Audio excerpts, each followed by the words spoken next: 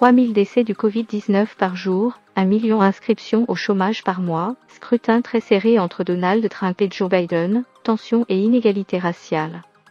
Les États-Unis sont un pays en crise et divisé. Joe Biden aura du pain sur la planche. Ce qui est unique pour Biden. Ce n'est pas tant que le pays soit en crise, mais c'est le nombre de crises simultanées qu'il aura à affronter dès les premiers jours de son mandat, relève la politologue Mary Stuckey de l'Université des États de Pennsylvanie. Certaines, pandémie et récession, sont conjoncturelles et liées.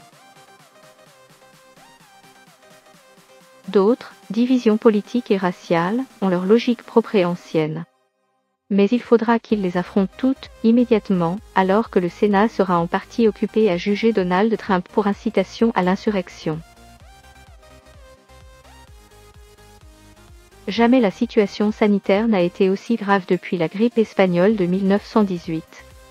Les États-Unis sont le pays le plus touché au monde par le Covid-19, avec 24 millions de cas et près de 400 000 morts. Et l'apparition du nouveau variant britannique fait craindre le pire.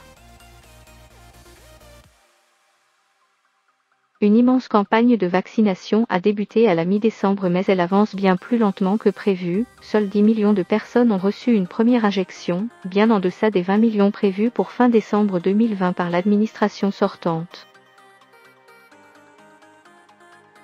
Joe Biden a promis d'enclencher la vitesse supérieure pour atteindre 100 millions d'injections au 100e jour de sa présidence. « Je suis convaincu qu'on peut y arriver », a-t-il dit. La santé de la nation est en jeu.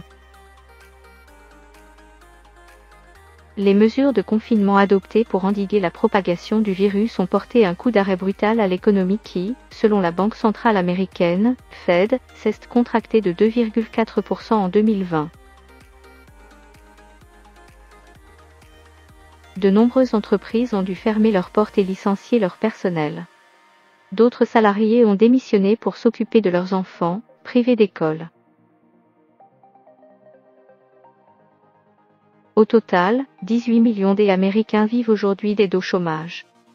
La souffrance humaine s'étale au grand jour et nous n'avons pas de temps à perdre, a commenté Joe Biden en dévoilant un plan d'urgence de 1 900 milliards de dollars, qu'il entend faire valider par le Congrès au plus vite. En tant que vice-président de Barack Obama, il avait déjà supervisé un gigantesque plan de relance après la crise financière de 2009, qui avait déjà assombri les débuts de leur mandat. Cette fois, le défi est tout autre, il doit gérer la crise économique, tout en essayant de vacciner 300 millions de personnes et en dirigeant une nation sérieusement divisée, relève Shirley Anwar Shaw, professeur de sciences politiques au Gettysburg College. Après 4 ans d'une présidence prompte à dresser les Américains les uns contre les autres, la croisade post-électorale de Donald Trump a encore creusé le fossé. Sous prétexte de fraude. Le républicain a refusé de concéder sa défaite. S'il a échoué à convaincre les tribunaux, il a semé le doute dans l'esprit de millions de ses supporters dont les plus ardents se sont lancés à l'assaut du Capitole le 6 janvier. Les États-Unis n'ont pas connu une telle crise de légitimité politique depuis l'investiture d'Abraham Lincoln en 1861, qui avait donné le coup d'envoi à la guerre de sécession, relève David Farber, professeur d'histoire à l'Université du Kansas. Accusé d'avoir encouragé ces violences, Donald Trump doit être jugé par le Sénat. Cela va littéralement manger le temps dont Joe Biden a besoin pour lancer ses chantiers, remarque M. Farber. Et si certains républicains ont finalement pris leur distance avec l'impétueux milliardaire, il va rester une force bruyante, peut-être pendant toute la présidence Biden, qui n'y pourra pas grand-chose, ajoute l'historien. Le démocrate, qui a promis de réconcilier l'Amérique, risque également de buter sur l'existence de deux écosystèmes médiatiques différents qui offrent aux gens deux visions différentes du monde, selon la politologue Mary Stuckey.